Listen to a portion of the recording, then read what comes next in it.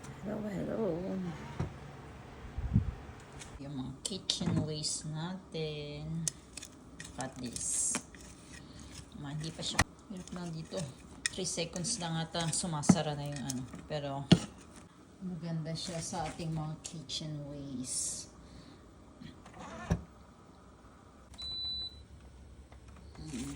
Wala na siya. Yung line niya, medyo natatakpan na. Kailangan na natin siyang harvest.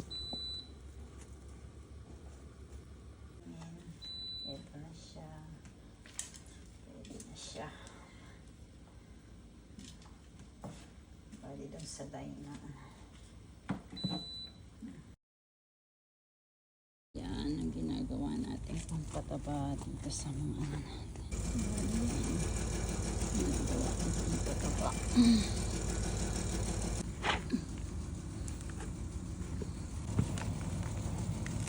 Lay na.